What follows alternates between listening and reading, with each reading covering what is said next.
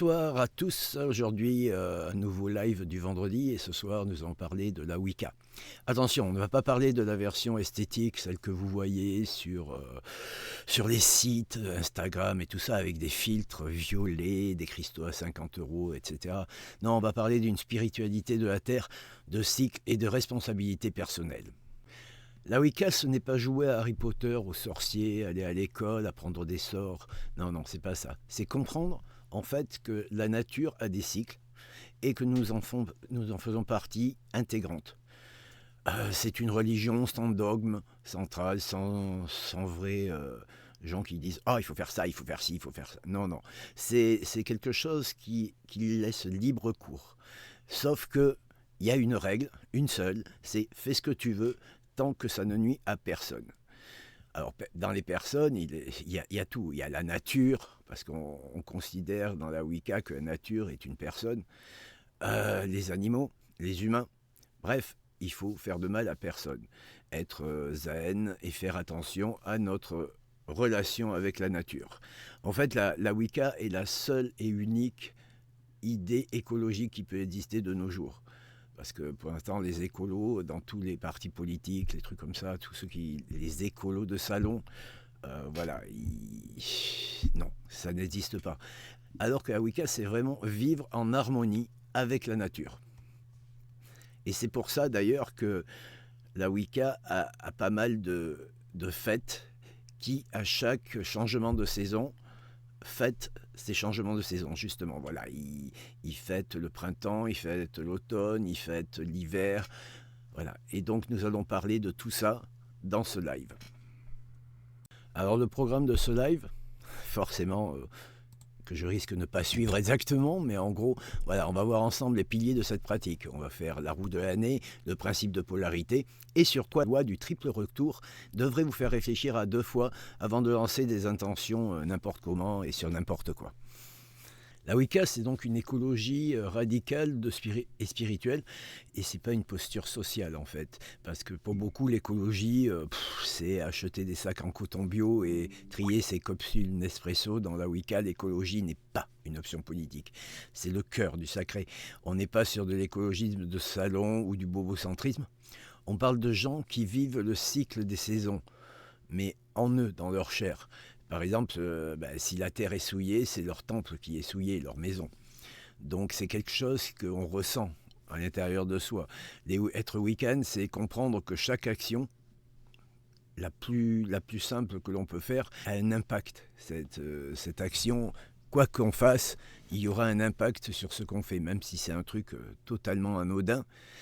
Et ce n'est pas sauver la planète pour se donner une bonne conscience comme beaucoup de gens, mais c'est respecter sa propre maison. Parce qu'en fait, on n'a qu'une seule terre, et si on la nique, c'est mort, quoi. Donc voilà, c'est quelque chose qui sort des tripes. Il y a aussi 3 piliers dans l'éco-Wicca. Le premier, c'est le sacré dans la matière. Alors, contrairement aux religions qui regardent vers le ciel, savent si quelqu'un décide pour eux et tout ça, la Wicca regarde le sol, la terre. La divinité est dans l'arbre, dans la rivière, dans le caillou. Et c'est vrai que, franchement, n'est-ce pas hyper magique de planter une graine minuscule et d'avoir un arbre à la fin qui fait 20 ou 30 mètres de haut, quoi. C'est quand même hyper magique pour moi. Et je considère que c'est vachement mieux que de croire en des choses qu'on ne voit pas. Voilà. Le deuxième pilier, c'est c'est aussi l'autonomie. C'est-à-dire qu'on recycle, c'est le côté débrouille. On ne consomme pas la spiritualité, on la vit. C'est quelque chose qui n'est pas quelque chose d'abstrait, c'est quelque chose que l'on vit tous les jours. On fait ses propres macérats, on connaît les plantes locales, on se renseigne sur ce qu'on peut faire avec ce qu'on a autour de nous. On n'attend pas qu'Amazon, par exemple, livre une solution miracle à ce qu'on aura besoin. Alors bien sûr, hein, c'est moins confortable que de prendre un truc, de dire ah ben voilà, je veux ça, je vais faire un rituel, j'ai besoin de ce produit, ah ben je vais vite aller l'acheter sur Amazon et tout ça. Non, en fait, ce qui est bien, c'est de se renseigner sur ce produit. Alors un macérat c'est quoi, hein? C'est des plantes qu'on fait tremper dans de l'huile, des choses comme ça. C'est tout à fait possible de le faire. Et en fait, on revient encore à l'histoire de l'intention. En fait, le faire nous-mêmes permet qu'on mette beaucoup plus d'intention dedans que de prendre quelque chose qui est industriel. Le troisième pilier, c'est le cycle. Alors il faut accepter la mort et le flétrissement comme faisant partie de la vie. En fait, il n'y a pas de vie s'il n'y a pas de mort, et il n'y a pas de mort s'il n'y a pas de vie. Car en fait, le, le compost, par exemple, c'est de la mort, mais en fait, ça engendre la vie. Et tout ce qui est la terre, c'est ça. C'est de la décomposition qui permet de refaire pousser des choses dedans. Donc le week-end accepte la boue et le compost, car c'est là que tout renaît. La Wicca, c'est aussi l'écologie de ceux qui ont les mains dans la terre, pas ceux qui signent des pétitions sur un iPhone en attendant leur Uber Eats. Voilà, j'ai toujours trouvé que les pétitions, ça servait à rien, quoi. Il faut bouger, il faut faire les choses. Et de toute façon, c'est pas des gens qui vont décider pour nous. C'est nous qui devons décider pour nous. Voilà. Et si chaque personne, alors oui, ah, mais ça sert à rien si moi je fais ça et tout. Si chaque personne fait quelque chose, ça servira à quelque chose. Mais bon, voilà. Et ça, en fait, c'est une religion, entre guillemets, parce que j'ai du mal avec le mot religion. Mais je dirais que c'est plus une philosophie de vie. Voilà. Le week-end, pour moi, c'est plus une philosophie de vie qu'une religion. Donc les week-ends sont régis par un calendrier qui s'appelle la roue de l'année. Et en fait, cette roue de l'année, c'est ce qui permet de savoir les différentes périodes de la nature. Euh, il, y a, il y a 8 fêtes qui s'appellent des sabbats, qui sont divisées en 4 fêtes solaires, les solstices et équinoxes, et 4 fêtes dites celtiques. Donc en fait, dans les 4 sabbats mineurs, alors je vais vous montrer d'abord la roue de pas la roue de la fortune, mais la roue de l'année. Voilà, vous voyez, elle est divisée de 4, 5, 6, 7, 8. Il y a 8 divisés sur l'année, en période égale de toute façon, puisque comme est le truc de la Terre. Donc voilà, donc les 4 sabbats mineurs, ce sont les points de bascule solaire, c'est-à-dire qu'il y a le premier Yule, c'est le solstice d'hiver, c'est vers le 21 décembre. C'est la nuit la plus longue de l'année. On ne fête pas la neige, on ne fête pas le froid, on ne fête pas l'hiver, on fête au contraire le retour progressif de la lumière. C'est-à-dire que comme c'est la nuit la plus longue, à partir du lendemain, hop, ça recommence à raccourcir les nuits. C'est le moment aussi où l'on en profite pour planter des graines, alors que ça soit littéralement ou en intention. C'est-à-dire que ça peut être, vous allez planter des graines pour que ça pousse, ou vous allez décider de quelque chose pour vous, pour l'année, et vous en profitez ce soir-là pour faire des intentions pour votre année. Et en fait, tout ça ne germera bien évidemment que bien plus tard, parce qu'on n'est qu'en décembre. Hein. Donc voilà. Ensuite, il y a Ostara, c'est l'équinoxe de printemps. Donc c'est vers le 21 mars, je crois, ouais, c'est ça. L'équilibre parfait entre le jour et la nuit. Donc c'est le réveil de tout ce qui est arbres, euh, plantes, tout ça. C'est le réveil de la sève qui recommence à bouger dans les plantes. Il commence à y avoir du boulot, d'ailleurs, pour aller planter dehors, pour préparer votre potager et tout ça. Ensuite, il y a l'Ita, c'est le solstice d'été, c'est vers le 21 juin, c'est le zénith du soleil. La nature est à son maximum et tout a commencé à pousser, tout ça. Mais enfin, c'est quand même aussi le début du déclin de la lumière, puisque hop, on recommence à perdre de précieuses minutes. Alors qu'on verrait beaucoup plus si on ne passait pas notre temps à changer d'heure, heure d'été, heure d'hiver, voilà. Mais en fait, c'est là que ça recommence à descendre. Par contre, c'est la fête de l'abondance, forcément, puisque c'est le moment où tout pousse et tout ça. Ensuite, il y a Mabon, qui est l'équinoxe d'automne. donc vers le 21 septembre. Et là, c'est la deuxième récolte dans la nature. Donc, il y a 2 récoltes. Donc, c'est la deuxième. Là, on fait le bilan de tout ce qui s'est passé de l'année, les stocks pour l'hiver. Et on remercie pour ce qu'on a pu engranger. Donc, cette fête sert de remerciement, en gros. Ensuite, il y a les 4 sabbats majeurs, qui sont les fêtes de passage de l'un à l'autre. Pas de passage, voilà. Donc, il y a Imbolc, qui est le 1er février. Donc la purification, les premiers signes de renouveau, on nettoie, on trie, on se prépare au printemps, c'est le grand nettoyage de printemps en fait. C'est souvent lié au lait et à la sortie de l'hiver. Donc en fait, on fête cette sortie de l'hiver, on a supporté le plus dur et maintenant tout va aller mieux en théorie. Beltane, donc le 1er mai. Alors, 1er mai, c'est aussi la fête du travail, mais ça n'a rien à voir là. Là on fête surtout le feu, la passion, la fertilité. C'est l'union de la terre et du soleil. Et c'est le moment de la reproduction des animaux et tout ça. Et des humains aussi, pourquoi pas. Hein.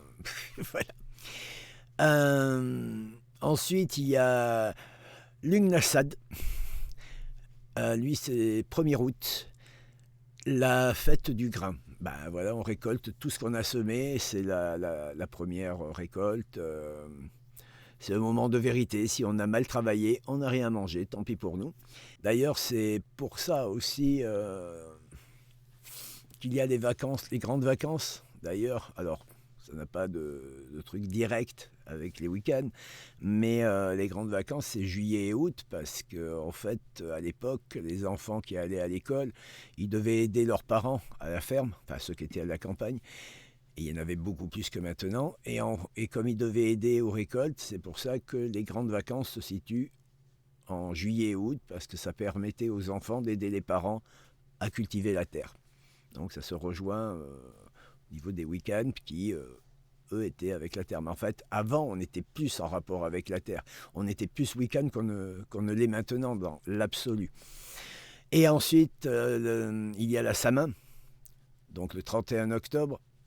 Bon, alors, qui a été transformé pour beaucoup en Halloween, mais en fait, Halloween n'a pas été inventé à ce moment-là, elle existait depuis bien avant, puisque la Samin, c'est le début de l'année sorcière. La frontière avec l'autre monde est totale et l'endroit où elle est le plus fine. On honore les ancêtres et on accepte que la mort fait partie du cycle nécessaire pour que la vie revienne. C'est pas un truc qui fait peur, c'est pas un truc qui... Voilà, c'est naturel. Je veux dire, de toute façon, la vie et la mort se côtoient tous les jours. Je veux dire, naître tue. Voilà, si on est, on va mourir à un moment. Donc, il ne faut pas avoir peur de la mort, puisque c'est autre chose, c'est un cycle, et c'est comme ça. Et s'il n'y avait pas de mort, je pense que si on devait vivre pour l'éternité, ça serait très long, surtout vers la fin. Voilà. Donc ces 4 fêtes, comme vous avez pu le constater, elles ont toutes une date précise. C'est-à-dire qu'on a pour le premier, c'est le 1er février, Beltane, 1er mai, Lughnasadh, c'est le 1er août, et la Samin, c'est le 31 octobre. Contrairement aux 4 autres qui étaient juste avant, puisque en fait c'est surtout les points de bascule solaire, vers. Par exemple, Yule, c'est vers le 21 décembre. Ostara, c'est vers le 21 mars. Lita, c'est vers le 21 juin. Et Mabon, c'est vers le 21 septembre. En fait, des fois, ça se joue, comme je vous l'ai dit, à 1 ou 2 jours près autour. Mais voilà, l'idée de la fête est là. De toute façon, rien n'empêche de faire une fête pendant plusieurs jours. Hein. Au contraire, c'est plutôt cool. On peut noter que la roue de l'année, en fait, ce n'est pas un concept totalement abstrait. Il y a une explication à chaque chose et c'est l'agenda de la nature, en fait. L'humain suit la nature, ce qui est assez normal. Si on fête Beltane, par exemple, alors que la Terre est encore gelée, c'est un folklore, c'est pas de la pratique. Je veux dire, si par exemple, chez vous, le jour que ça doit être, eh ben non, c'est encore gelé ou il ne s'est pas passé ce qu'il faut, voilà, ça servira à rien. Il faut vraiment fêter par rapport à ce qui se passe autour de vous. C'est pour ça que c'est vers le à chaque fois. Alors ça peut être à 2-3 jours près, c'est pas un problème. Mais je veux dire, il y a des fois, il faut s'adapter en fonction de ça. Mais comme je l'ai dit, rien n'empêche de faire des fêtes sur plusieurs jours, hein. Donc comme aujourd'hui, on est le 6 février et qu'on vient juste de passer Imbolc, je vais en profiter pour vous développer un petit peu cette fête, vous dire à peu près comment ça se passe, des choses qu'on peut organiser pour cette fête. Comme on vient juste de passer, si vous n'avez pas encore fait de ménage dans vos énergies et vos projets, c'est maintenant ou jamais, de toute façon, qu'il va falloir que vous le fassiez. Que doit-on savoir sur Imbolc? Donc en fait, déjà le nom, en Irlande, Imbolc signifie dans le ventre. C'est en fait une fête celtique ancienne qui marque la reprise des travaux des champs et la vérification des outils avant les semailles. Il faut que tout soit prêt avant de pouvoir commencer à bien travailler. Voilà, pour bien travailler, il faut avoir de bons outils. Elle est placée sous le patronage de Brigitte. C'est la déesse de la lumière, de l'eau, de la guérison et de la poésie. Elle représente l'aspect maternel et nourricier, veillant sur le retour du jeune soleil. En fait, voilà, la nourrice, puisqu'on va planter, on va préparer la terre, c'est à ça que se rapporte l'aspect maternel et nourricier. Voilà. C'est le temps aussi de la purification, puisqu'on a passé tout un hiver plus ou moins enfermé, à ne pas pouvoir aller trop dehors, tout ça. Le mot-clé donc est la lustration. C'est le moment idéal pour faire son ménage intérieur et extérieur, enfin de la maison, se libérer des ténèbres de l'hiver et guérir toutes les blessures passées. Donc c'est un moment de renouveau, en fait, tout comme dans la nature. Dans la nature, justement, le symbole fort de cette fête, c'est le perce-neige. Souvent, vous le verrez représenté dans Imbolc, parce qu'en fait, le perce-neige est une fleur qui commence à pousser sous la neige et sort au moment où il commence à faire un peu moins froid. Et qui montre que même sous la neige, même sous le froid, la vie reprend. On observe aussi l'allongement des jours, bonheur et joie, et la montée de la sève. Les symboles de cette fête sont le blanc, donc le lait, la lune et les chandelles. Donc vous devez mettre des bougies blanches un peu partout le soir d'Imbolc, enfin, au moment d'Imbolc, afin de refaire venir la lumière vers chez vous. Il y a quelques rituels simples à faire à ce moment-là. Il faut se purifier avec de l'eau, planter des semences, faire brûler des bougies pour appeler la lumière, comme je viens de vous le dire. C'est important, on va enfin pouvoir arrêter de s'étioler dans un endroit sombre et tout ça, la lumière va revenir, on va être plus heureux et tout va mieux se passer, parce qu'en fait le renouveau, franchement c'est un bonheur, quoi. L'alimentation à cette époque d'Imbolc, il faut la placer donc sur les laitages. C'est eux qui sont à l'honneur, puisque la couleur blanche, tout ça. Donc le lait, les fromages et les crêpes. Vous voyez, on revient à la chandeleur qui fait partie d'Imbolc. Et les mets épicés. Donc vous pouvez faire des mets avec plein d'épices dedans, afin de reprendre vie à ce nouveau soleil. Imbolc n'est pas juste une date sur un calendrier. Non, c'est un moment où on vérifie si, comme je l'ai dit au départ, si ces outils sont prêts pour faire du bon travail. On nettoie, on purifie, on guette le perce-neige. Si vous ne voyez pas le renouveau dans la terre, en fait, vous ne le verrez pas dans votre vie. Voilà, c'est ça qui est important. C'est vraiment un moment qui vous permet de sortir de cet hiver il a fait sombre. On se levait le matin, il faisait nuit, on rentrait le soir, il faisait nuit. Voilà, on n'avait pas trop d'entrain. C'est souvent d'ailleurs les périodes où les gens sont le plus dépressifs. Et là, on commence à re-rentrer dans quelque chose qui va ramener de la joie et du bonheur. Alors je dois dire que je ne suis pas peu fier de moi là, parce que j'arrive à tenir à peu près le sommaire que je vous avais dit au début. Et là nous allons parler de la polarité. Après les fêtes week-end, nous allons parler donc de cette chose qui s'appelle la polarité. Alors qu'est-ce que c'est en fait la polarité ? Ce n'est pas une lutte entre le bien et le mal comme dans la plupart des religions, mais une complémentarité nécessaire entre deux forces opposées qui créent la vie. C'est-à-dire qu'on ne va pas opposer le bien et le mal, mais au contraire, on va l'associer. Car grâce au bien et au mal, on arrive à faire des choses bien. Donc la dualité divine, par exemple. On travaille en fait avec les dieux, les déesses, entre le féminin, donc la déesse, la lune, l'eau, l'intuition, et le masculin, le dieu, le soleil, le feu, l'action. Voilà, on est toujours entre ces deux choses afin d'aller de l'avant. On a encore l'ombre et la lumière, par exemple, sans l'obscurité de l'hiver et le froid, il n'y a pas de repos pour la terre. Et sans la lumière du soleil, il n'y a pas de croissance des plantes. Sauf que les plantes ne peuvent pas pousser si la terre ne se repose pas. Et voilà, donc on est obligé d'avoir du négatif pour avoir du positif. Encore une fois, il y a aussi un cycle complet. La polarité, c'est accepter que la mort fait partie de la vie et que la destruction précède toujours la création. Mais ça, j'en ai parlé déjà tout à l'heure, dans le sens où, par exemple, le compost, c'est de la mort qui engendre de la vie ensuite grâce à la destruction.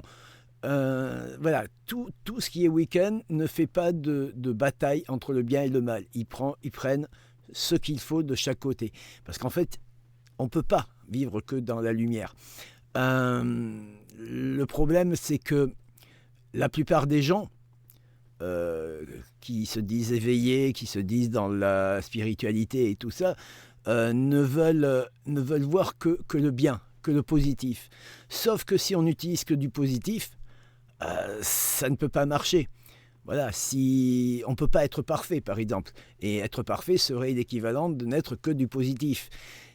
Et comme aucun humain et aucun être ne peut être parfait, eh bien, on est obligé d'accepter sa propre part d'ombre pour mieux la maîtriser. Voilà, le but, c'est d'arriver à maîtriser cette part d'ombre. Et c'est justement, on en revient encore, tout se tient de toute façon à notre libre arbitre qui nous permet de gérer notre côté sombre.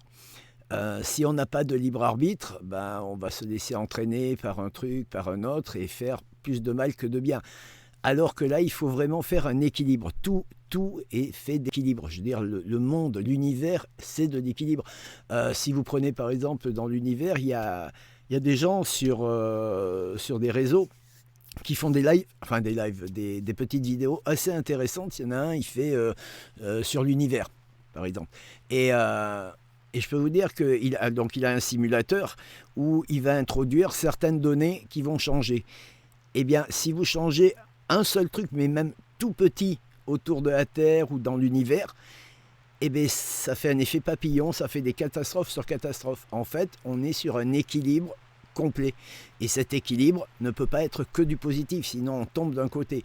Il faut absolument qu'il y ait du négatif quelque part. On ne peut pas choisir un camp.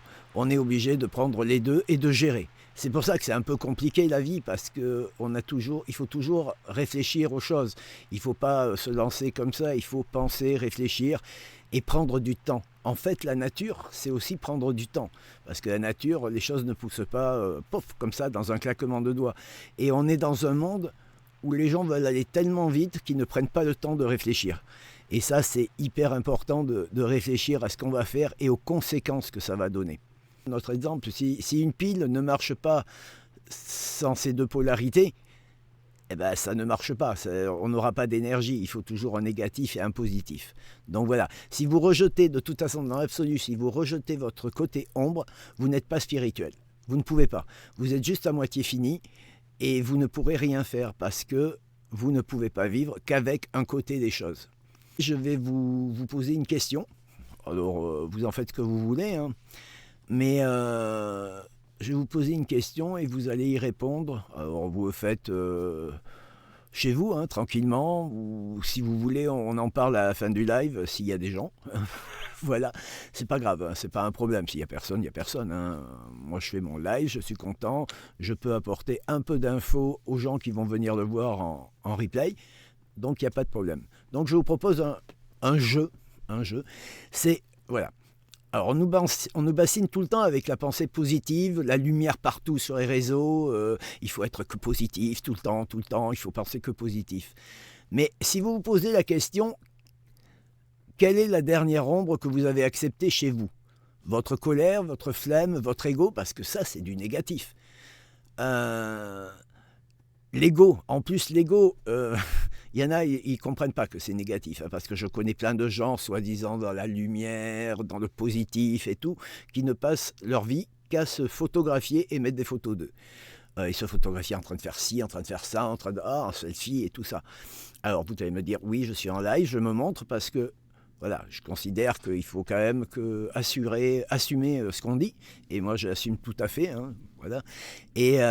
Mais c'est pas mon truc, hein, de passer en live, de me montrer, franchement, non. Mais bon, il faut que je le fasse. Mais par contre, il y a des gens, ils kiffent l'ego, hein, voilà. Donc, voilà, quelle est donc la dernière ombre que vous avez acceptée chez vous? La colère, la flemme, l'ego ou autre chose. Et si vous ne travaillez que sur votre lumière, vous ne faites que la moitié du boulot. Donc, quelle part d'ombre allez-vous transformer en terreau pour ce printemps?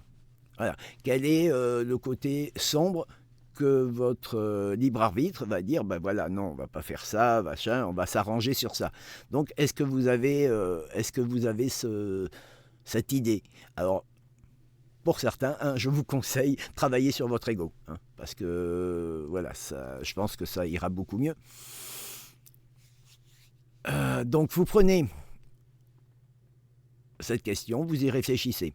Ensuite, je vous propose autre chose, c'est vous prenez 30 secondes, voilà, pour identifier deux choses dans votre vie actuelle. Alors le plus le soleil, vous prenez un papier, un crayon et vous marquez. Donc plus le soleil, vous mettez une action concrète que vous avez lancée. Un mouvement, une action, quelque chose de bien que vous avez fait, l'aide à quelqu'un et tout ça. La dernière que vous avez fait. Et à côté, vous faites le moins. Donc ça, c'est représenté par la lune. Là, vous réfléchissez à une intuition ou un ressenti que vous avez ignoré. Par exemple, vous avez pensé qu'il faudrait peut-être faire ça pour que ça soit bien et tout. Puis vous vous êtes dit, oh mince, hein, on ne le fait pas. Voilà. Vous faites ça, vous notez ça, et après, on en parlera si vous voulez ou pas. Hein, si vous ne voulez pas, parce que si vous voulez rester dans votre truc de positif, il n'y a pas de problème. Mais je vous conseille d'essayer de le faire et de voir où vous en êtes. Voilà. Si jamais, dans les cases, alors si vous ne voulez pas en parler, vous n'en parlez pas, vous le gardez pour vous tout seul, mais donc dans les cases, vous avez trop de plus, enfin plus de plus que de moins, faites attention quand même, parce que si vous êtes trop en plus, vous allez vous brûler, si vous avez trop de moins, vous allez stagner. Donc il faut que vous essayez d'équilibrer les choses. Et en fait, vous pouvez faire ça dans toutes les phases de votre vie.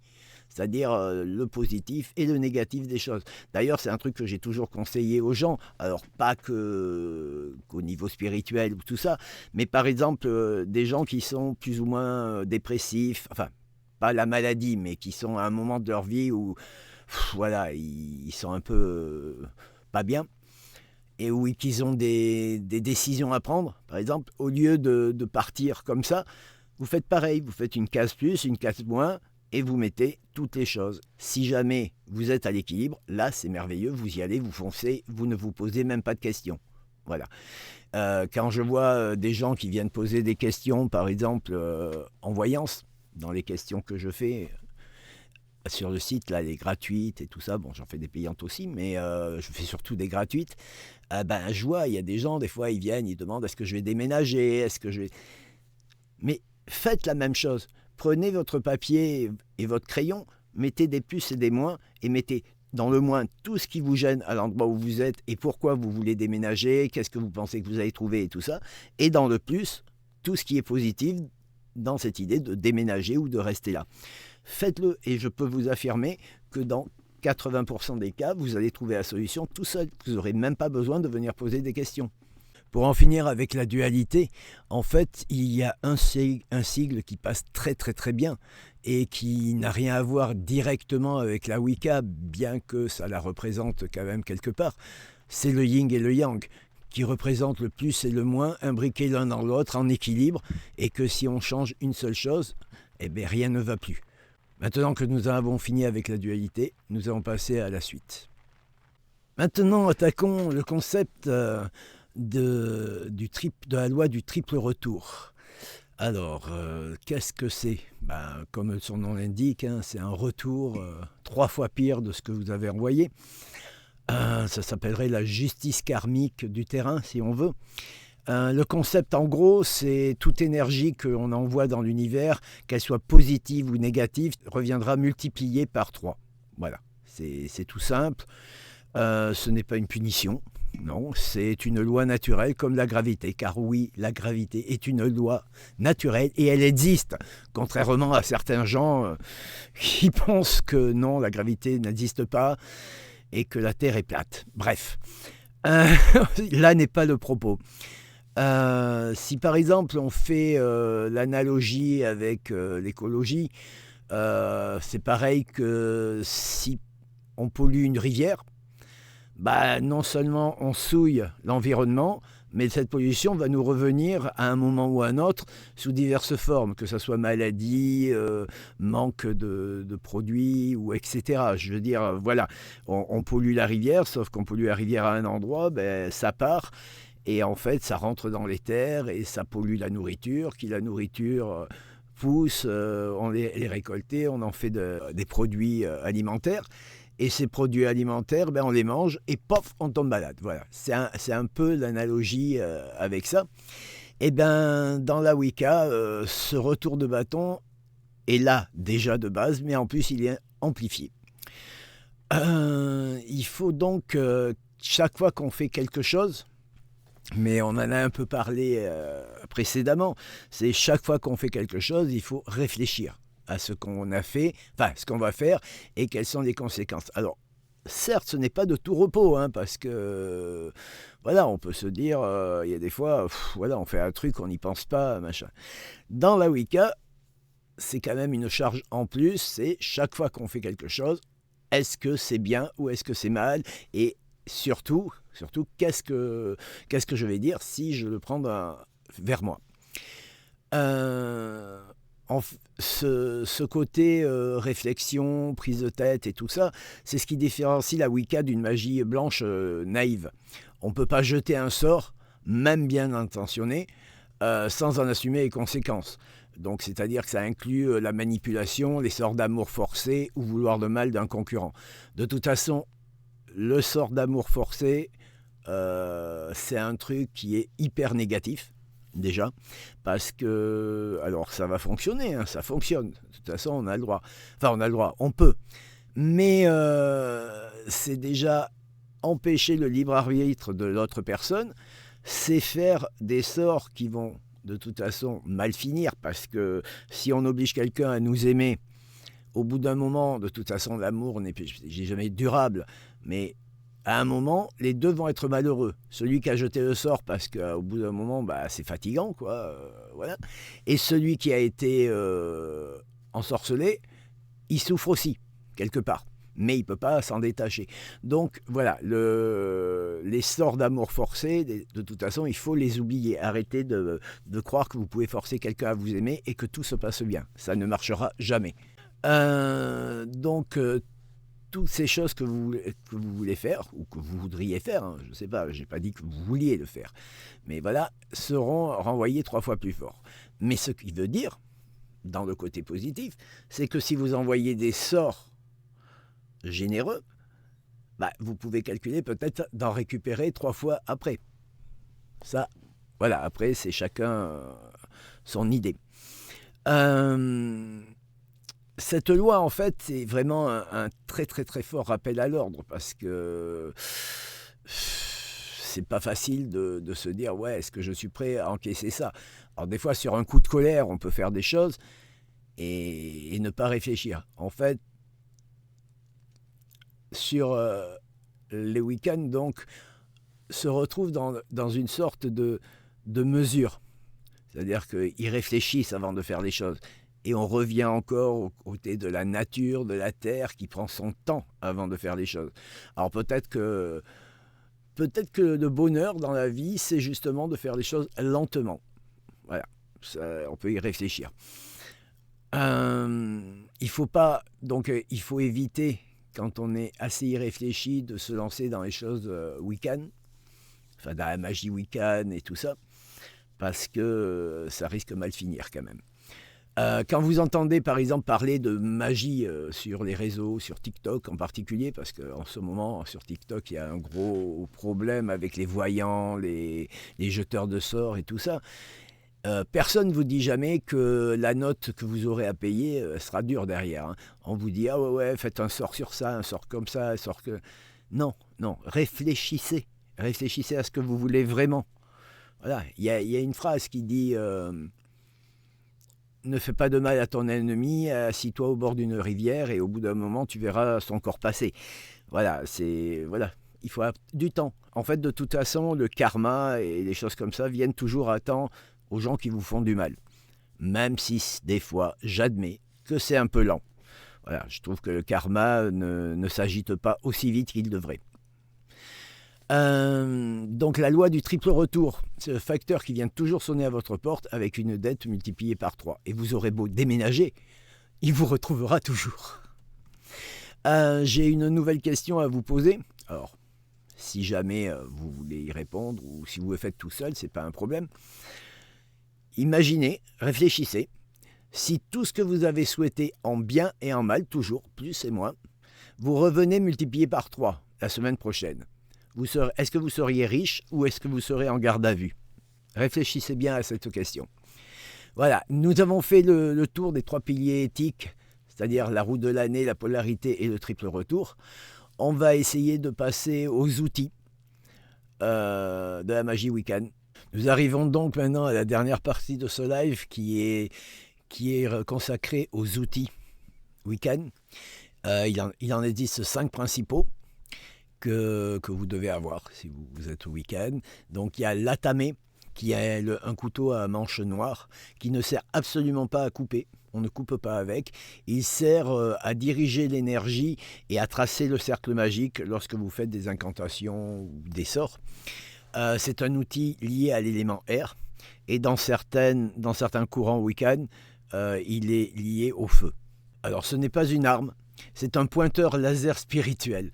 C'est-à-dire que si on n'a pas de volonté, si on ne pose pas bien son intention au moment où on veut faire notre sort, vous pourrez avoir le plus beau couteau du monde, ça ne servira à rien parce que lui, c'est juste un laser, c'est juste une extension qui va vous permettre de pointer.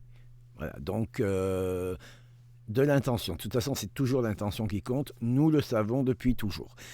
Le deuxième élément, le deuxième outil indispensable, c'est la baguette. La baguette, qui en fait est pareil que l'atame, mais pour des sorts plus doux.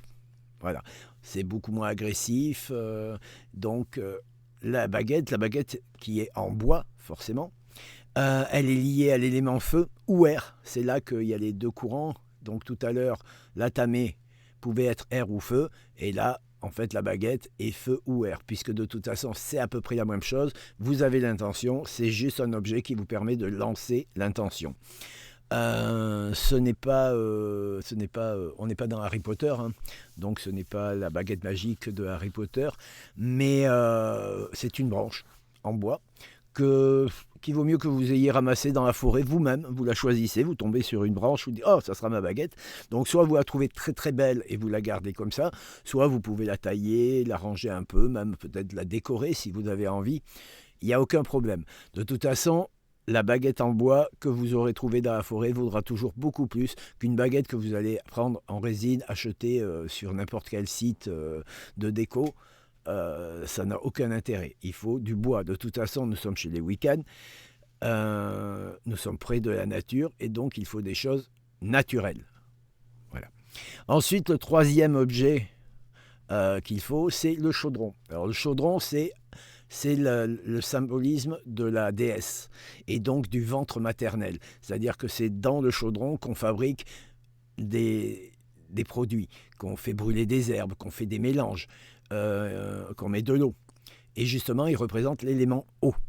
C'est l'outil de transformation. On y met ses intentions, toujours les intentions, avec des produits, que ce soit des herbes, de l'eau, comme j'ai dit précédemment, et on fait cuire le tout. On le laisse mijoter. C'est le lien direct avec l'écologie. Tout se transforme, rien ne se perd. Et cette phrase, tout le monde la connaît. Ensuite, Le quatrième outil, c'est un pentacle qui est dessiné sur un disque. En fait, c'est un disque en bois ou en métal. Alors, en bois, c'est pas mal. Métal, si vous travaillez le métal, il n'y a pas de problème, vous pouvez le faire. Vous gravez un pentagramme au milieu, au couteau ou avec un truc brûlant. Enfin, voilà, vous faites attention à vos doigts. Mais voilà, si vous le faites vous-même, ça sera encore mieux. Il sert à consacrer des objets ou à protéger dans la maison. Vous pouvez le poser avec des objets dessus et tout, il n'y a aucun problème. Lui représente donc le quatrième élément, la terre. Il sert, comme il représente la terre, il sert à l'ancrage. Ça évite de partir un peu dans des délires mystiques, trop perchés. Et ça nous rappelle qu'il faut avoir les pieds dans la terre, toujours. C'est hyper important d'être rattaché à la terre. Le cinquième élément, en fait, c'est le boline. Le boline, c'est un couteau à manche blanc qui, lui, par contre, sert physiquement pour couper les herbes, quand vous les ramassez, les plantes, graver les bougies ou tailler la baguette, justement, que vous avez trouvée dans la forêt précédemment. C'est un outil d'artisan. Ça sert à couper tout ce qu'on a besoin, à travailler les autres objets. C'est vraiment un couteau, mais qui sert vraiment. C'est pas juste l'intention qu'on envoie. Là, c'est vraiment un couteau qui sert à récolter tout ce qu'on a besoin. Le truc, c'est que vraiment, il faut vous rappeler que ces choses-là, enfin, que ces objets, que ces outils, en eux-mêmes n'ont aucun pouvoir. Ils ne sont pas particulièrement consacrés pour avoir des pouvoirs et tout ça. Ils servent à être une extension de votre volonté, de votre intention et de tout ce que vous voulez. Voilà, c'est une extension à votre corps. Donc c'est très très important. Donc ça ne sert à rien qu'il soit très beau. Il faut qu'il soit pratique. Voilà, il faut pas, ça ne sert à rien d'avoir un chaudron qu'il faut qu'il soit tout neuf. Et non, au contraire, plus il a servi, plus il est important. Donc, ne vous attachez pas au côté physique, enfin, pas physique, mais au côté beau de l'objet. C'est vraiment des objets qui doivent être utiles et qui doivent servir. Le couteau, enfin, pas la tamée, le boline, par exemple, par contre, ça sera un objet qu'il faudra que vous preniez soin, dans le sens qu'il faudra que vous l'aiguisiez bien, parce que comme il sert vraiment pour couper, vous avez intérêt que ça coupe bien les plantes et tout ça. Voilà. Ce sont les 5 outils donc de n'importe quel week-end qui doit avoir de base dans sa maison.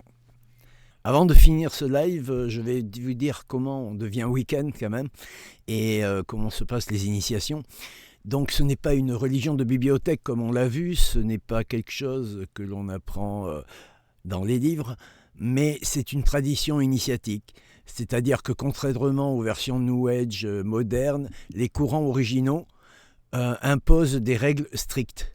Donc en fait, il y a l'initiation qui est censée être gratuite. Oui, vous ne pouvez pas payer pour faire un stage. Non, ça ne marche pas.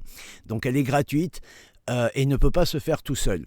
Il faut absolument que vous ayez un passage de pouvoir d'un initié à un aspirant. Donc c'est quelque chose que vous devez rencontrer. Vous devez rencontrer quelqu'un qui est déjà initié et vous initier à son tour. Ensuite, la transmission se fait de manière croisée. C'est-à-dire une grande prêtresse initie les hommes et un grand prêtre initie les femmes. Et enfin, le dernier truc, c'est le temps des degrés.